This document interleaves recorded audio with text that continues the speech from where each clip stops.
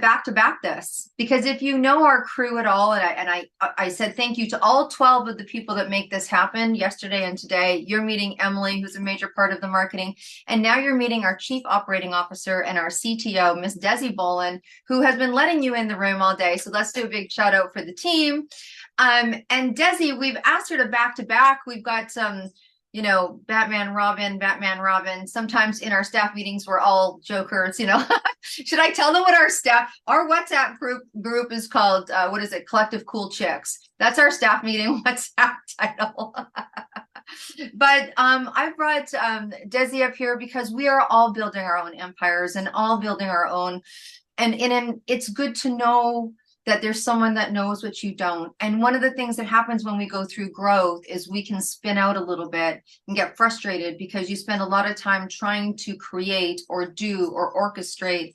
And there's nothing like operations, which probably none of you took in, high school, to help you grow your businesses no matter where you're at. So Desi has come on. Let me tell you a few things about this girl. You may already know things. Operational strategy advisor and founder of Virtually Sourced and the Catalyst Collective. The topic she wants to mention today is stop wearing all your hats. Sorry, Carol, stop wearing all the hats. The thing that you may not know about her, and I'm like, only someone in operations would ever make this. Carissa, me and you would never have this as the thing that people don't know about us.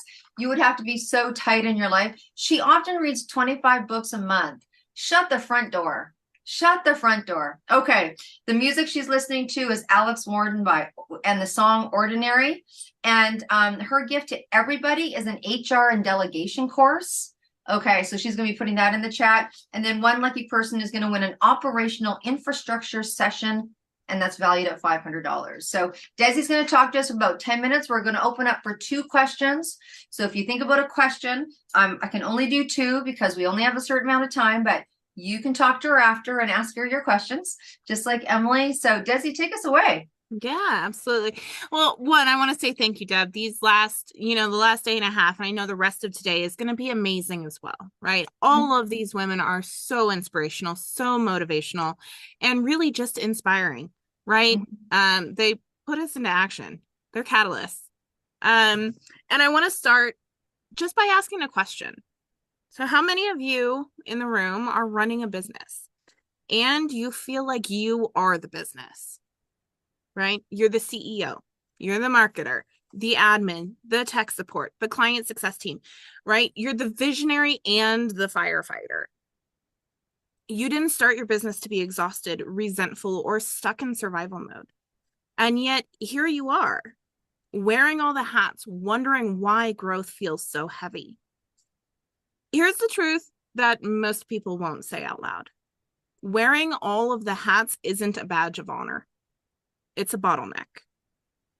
Okay. And if you don't change it, your business can only grow to the size of your capacity. Right? Why this happens? Most people think they're wearing all the hats because they can't afford help. No one does it like they do. That was my biggest faux pas, right? And they're not there yet. And that's not the real reason. The real reason is your business has outgrown your identity. And your structure hasn't caught up to it, right? You built your business as a doer. You scaled it as a problem solver. And growth requires you to become something different. It's that CEO. It's less doing, more deciding, more clarity, more leadership. And if no one has ever shown you how to make that shift, you stay stuck wearing all of the hats, right? I call it the 3-hat trap, okay? Most overwhelmed founders are stuck wearing 3 invisible hats. You may not know they're there. Hat number 1 is the operator, right? This is where you live in execution. Your to-do list runs your day. And if something breaks, you're the one who's fixing it, right? Hat number 2 is the emotional regulator. So you're now carrying the emotional weight of the business. Client expectations, team dynamics, financial pressure, decision fatigue. These are all very real in business, and it's an invisible hat that you wear. And hat 3, the visionary with no container. We all have big ideas, right? And no clean structure to hold them. So they stay in your head or they stay half implemented. Here's the problem with that. No human can sustainably wear all three. So something eventually breaks, and that is usually you, right? I want to make this practical for you today with one action. Take out your phone or write this question on a piece of paper. What task drains me the most and happens every week? Just one thing. Something that you do regularly that doesn't require your genius, still takes your energy, still takes your time. Now ask yourself this. Is this truly my lane or just a hat that I'm wearing? Right? Because if someone else could do it 80% as well as you, it doesn't belong to you. Okay. That task becomes your first delegation or system step. And that's how momentum truly starts. It's not by fixing everything. It's by moving one hat at a time. Okay. You don't stop wearing all the hats by working harder. We get that, right? You stop by leading differently. Your business doesn't need more of your energy. It needs more of your clarity. It needs more of your vision. It needs more of you. Because clarity creates structure and structure creates freedom. And freedom is why you started your business in the first place, right? So here's the shift. You are not the glue holding everything together. You are the architect building something that can run without you. And once you step into that, everything changes. Now, Deb is right. I will put my link to the HR and delegation course in there. It's about, I don't know, 40 minutes or so, walking you through the different steps of HR and delegation. But that's what I have for you today. Well, let's answer a couple of questions. And then because I know that we're, squeezing it all in right now. We'll ask a couple of questions. If anyone has a question, please ask one, not three within one. That'd be fair. We'll do that for two people. And then we have a gift to give away. Does anyone have a question for Desi that they want to put their hand up, and Desi will take you off mute? Because that's what she's doing. Does anyone have a question or a comment?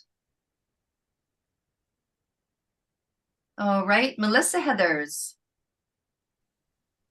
So beautiful, Desi. Which hat do you recommend entrepreneurs take off first if they're wearing too many hats? That is a good question. I will start with this. Everyone is different. So the hat you're going to take off first is going to be different for everybody. Mm-hmm. The one I typically recommend taking off first is the emotional burden. Because removing the emotions is going to make you lighter in the operations of everything else, right? It really speaks to mindset. And the CEO mindset is, it's a bear, right? And as we all know with mindset, it's not a one and done situation. It's more like if you're training to be a bodybuilder, right? You're building up that muscle, that strength in the habits that you're developing. So really mastering the emotional side of it is going to serve you the most. Well said. All right. Very, very, very cool. Awesome. If there isn't anyone else that has a question, we're going to go right to the prize. Right? No one wants to ask a question. They're like, I just have to go write down my hat. Like, I just got to go figure out which hat it is. I know some of the hats that we started taking off, and we're in the beautiful world of automation right now. And we see the light, the light's there, the light's at the tunnel.